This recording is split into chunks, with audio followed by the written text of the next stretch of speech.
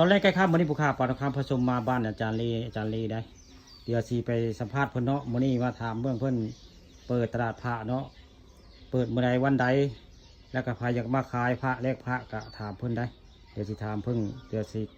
ถามเพิ่นเห็นเพิ่นละเพิ่นมาแล้วเนาะสวัสดีอาจารย์ลีสวัสดีครับนั่นได้ใกล้ผู้ข่าจะถามเนาะผมจะถามว่าตลาดนัดเฮานี่เปิดวันหยังนี่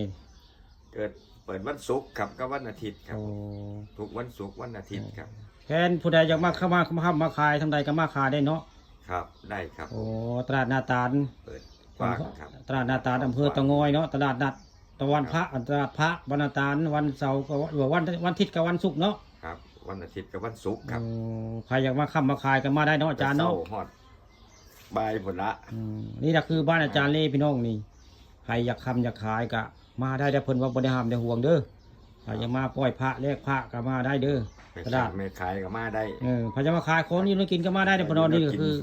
อาจารย์เล่ทีมงานนะจัดในส้น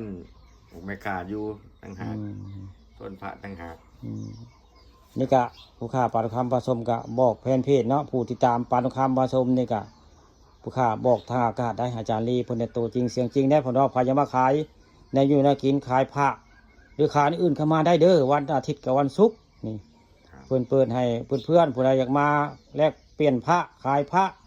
มาได้พี่น้องนี่คือบ้านอาจารย์ลีตัวจริงเนี่ยนี่เดี๋ยวผู้ข่าสิพายเบิ่งพระเพิ่นเด้อไปอาจารย์พายเบิ่งพระทั้งในนี่พระเจ้า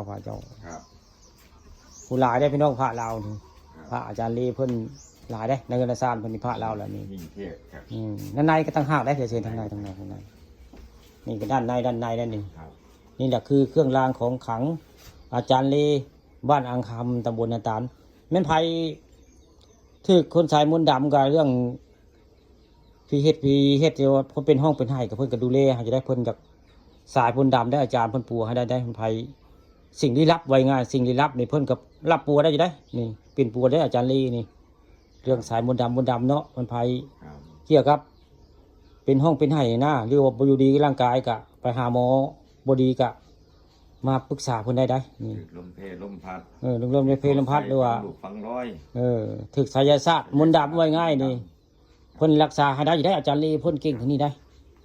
นี่คือบริเวณบ้านเพิ่นอาจารย์ลีบ้านอังคำตำบลนาตาลพี่น้องมันไผมีปัญหาเรื่องไสยศาสตร์ไว้ง่ายบ่อยู่ดีไปหาหมอบ่ดีแล้วก็มาหาเพิ่นก็เพิ่นพอเป็นปัวได้จะได้เพิ่นถือศีลปัวทั้งไสยศาสตร์พี่น้องนี่อาจารย์ลีบ้านอังคำในผู้ข่าปันคำมาชมมาภาพบรรยากาศในเฮือนในศาสตร์เพิ่นมาเบิ่งให้ชมพระเพิ่นลาแท้พระอาจารย์ลีบ้านอังคำตำบลนาตาลพระหลายได้นี่สมกับเราไปเปิดตลาดพระอยู่บ้านนาตาลตำบลนาตาลได้มีมันได้พระเพิ่นนี่แหละคือพระบริเวณเฮือนบ้านอาจารย์ลีบ้านอังคำตำบลนาตาลอำเภอตะงอยนี่เป็นไผรู้จักอาจารย์ลีเนาะเขาชื่อรู้จักเราหลายอยู่เนาะอาจารย์ลี